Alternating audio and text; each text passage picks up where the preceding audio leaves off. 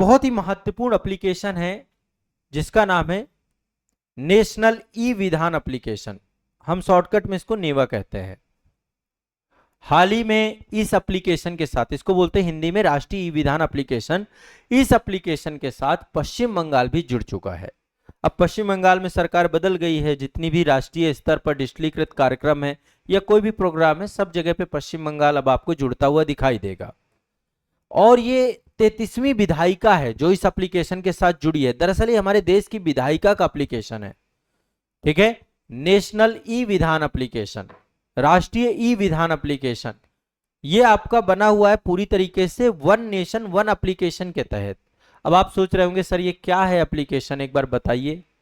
तो पहले तो समझिए, एक पूरा मिशन मोड प्रोजेक्ट आपका चलाया जा रहा है, डिजिटल इंडिया प्रोग्रामिंग के तहत चलाया जा रहा है, और इसका नोडल मंत्रालय केंद्रीय संसदीय कार्य मंत्रालय है, मिनिस्ट्री ऑफ पार्लियामेंट्री अफेयर्स, ठीक है।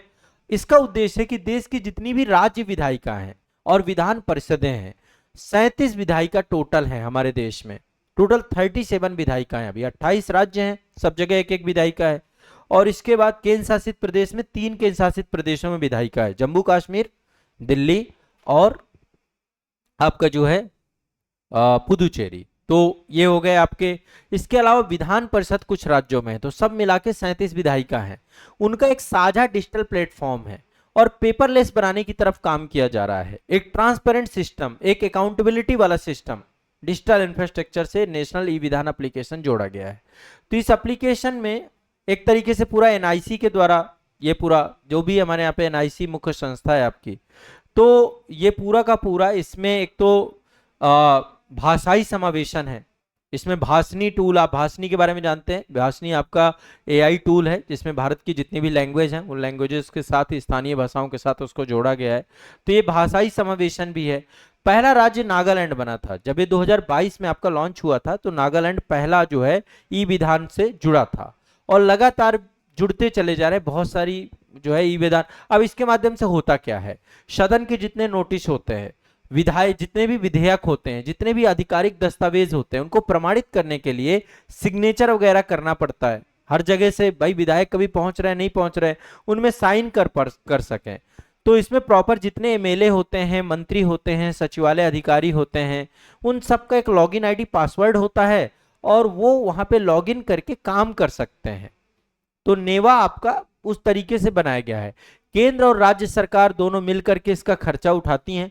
40:60% का जो है, जिसमें 60% सेंट्रल गवर्नमेंट, 40% स्टेट गवर्नमेंट इसका खर्चा उठाती हैं। पूर्वोत्तर और हिमालयी राज्यों में 90% केंद्र सरकार, 10% आपका हिमालयी राज्य, पूर्वोत्तर राज्य।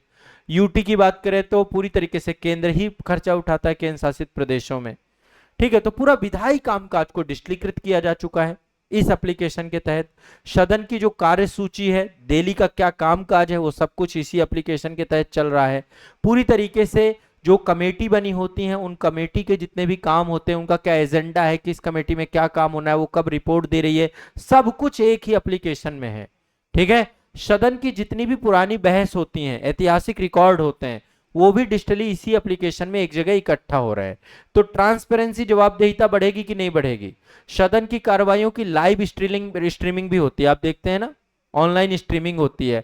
ऑनलाइन रिकॉर्ड नागरिकों के लिए उपलब्ध हो, जनता और प्रतिनिधियों के बीच में दूरी कम हो, तो ये एप्लीकेशन उससे बना हुआ है। दूसरा, वित्तीय और पर्यावरणीय लाभ तो है ही है। आप सोचिए ना, कागज की छपाई बंद हो गई, हर जगह कागज कागज कागज। अब धीरे धीरे कागज का उपयोग इससे कम हुआ डिजिटलीकरण करने से। करोड़ों रुपए का राजस्व बचता है, पर्यावरण संरक्षण, कार्बन फुटप्रिंट में कमी, ये देख सकते हैं।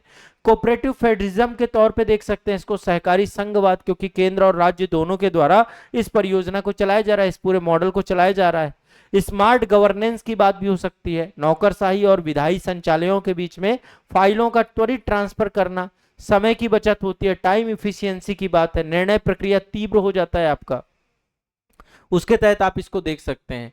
तो ये राष्ट्रीय ई विधान जो आपका एप्लीकेशन है, संसदीय कार्य मंत्रालय का मिशन मोड प्रोजेक्ट है, देश के सभी विधानसभाओं का एक साझा प्लेटफॉर्म है और ये एनआईसी के द्वारा Meghraj cloud hostel workflow system के तहत सदन की जितनी कार्यसूची है, नोटिस है, विधेयकों और विधायकों के जो डिजिटल उपकरण डिजिटल रूप से साझा करने का काम करता है।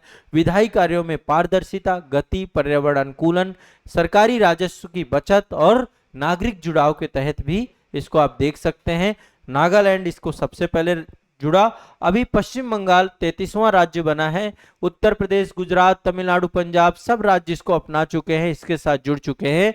National e Vidhan application, NeVA application, mission mode project for digital जो है आपका, इसमें एक तरीके समझिए भाषाई भी है, एआई टूल्स भी है, इंटरनेट ऑफ थिंग्स भी है। हर चीज को एक जगह लाके रख दिया गया है हमारे विधायी कामकाज को लेकर के। ठीक है, तो ये एक आपका क्रांतिकारी आपका एप्लीकेशन है, दिमाग में बैठा के रखिएगा। ठीक है, चलिए।